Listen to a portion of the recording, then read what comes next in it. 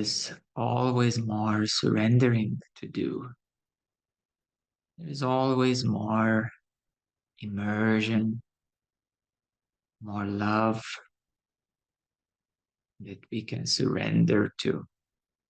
The first step is to start softening our relationship with energy. And by energy, I mean your thoughts, your emotions, your feelings, your interactions with the outside, so to speak, and even more your interactions with the inside. In reality, there is no outside or inside, it's just one. So by softening our interactions with outside, inside, and generally speaking, energy, we start to release the grip of the wall upon you. We start to release the grip of the I, myself, or being upon the real you. The I, myself, or being is an individual position. Even the presence, the beingness, the I am is an individual position. Individual position, of course, is subject to change. It is subject to circumstances, external, internal events and changes. The individual position has a story. It is involved in activity or activities. The individual position is involved in the happenings and what is happening. Whereas the self is beyond happenings, beyond activities, in a similar way that when you go to the airport and take a flight, and it's a rainy day, cloudy day, rainy day, looks miserable outside, we may say.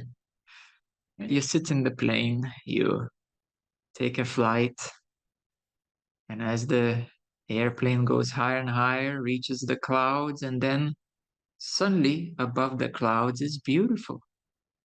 It's sunny all the time.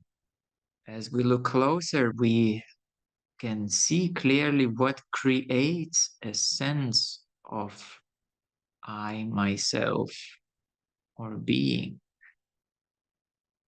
And the I, myself, or being is a sense, a certain sense. Some call it idea, but idea is not the way that you would usually relate to. The whole universe is an idea. Everything that is manifested is an idea. This idea is of divine. So when I speak the word a thought, an I thought, or I idea, it means something much greater and larger than you would normally assume as a thought or idea. So we could say it's a divine idea. It's an idea of something much greater and powerful. But essentially, to make it easier, relatable to all of you, it is a sense of myself, I being. We could say it's a feeling, it's a synonymous word of I, myself, or being. And it always feels a bit uncomfortable, whether immediately, obviously, or somewhere at the back of the head, somewhere deep within.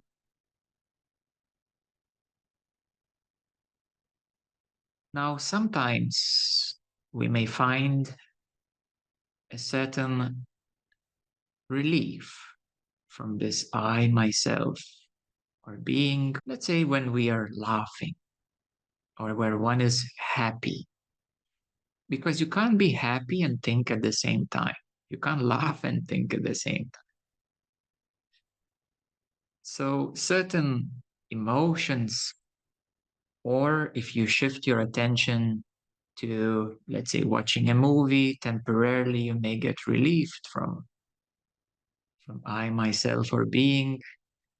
But that is actually going lower on a scale of consciousness, just like drinking alcohol puts one lower on a scale of consciousness, and it just provides a temporary relief from everyday problems. So, from a consciousness perspective, one merges into the river of action or activity and temporarily forgets about their inner challenges. So, how do we overcome this great challenge of the mind, ego, I, myself, or being? It is via meditation, via inquiry, via bhakti, via transmissions. In addition to that, one may learn a lot of various practices to support themselves on the spiritual journey that then become integrated as your toolkit, as I call it. So it is important to continuously soften yourself. It is important to keep an eye of awareness on when you become more fixed in your I, myself, or being. We're no longer talking about the egoic expressions of anger and pride and so on.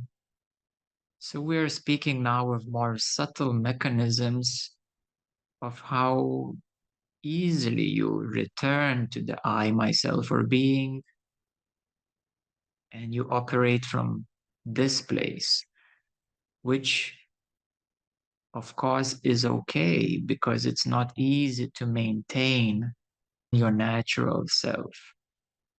Why is not easy, one may ask? Because you spend decades in more limited self and you have overlooked your natural self. Decades of spending in the limited self, of course, becomes habitual in various ways, even neurologically, energetically, and so on.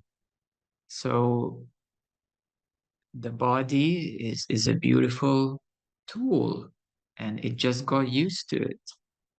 That's okay because it happened to everyone. Now we can redo it or undo it or refamiliarize with the natural self. Because the natural self, the light of consciousness that enables you to be conscious and aware, is already here. It's just so subtle. If we approach the teachings of only inquiry and we say, you are that, you are the light of consciousness. But if you don't know how to continuously soften and surrender, You may peep into the light of consciousness, but you can't stay there because the grip is still dense, because you don't know how to soften, you don't know how to surrender. And only with direct inquiry, you will peep into it, but it's way higher, and the grip, the density is so sticky. So you immediately fall back into the, the, the matter, into the energy, into the flow. The same way goes with the bhakti approach, which is the approach of surrender, which is great, but without a deeper inquiry, who am I and am I that? Also, only surrendering doesn't get one too far either. And when we join all these approaches together, it is then that we are able not only to see into our true nature, the light of consciousness, but also we learn how to continuously return to that. And sometimes it happens that one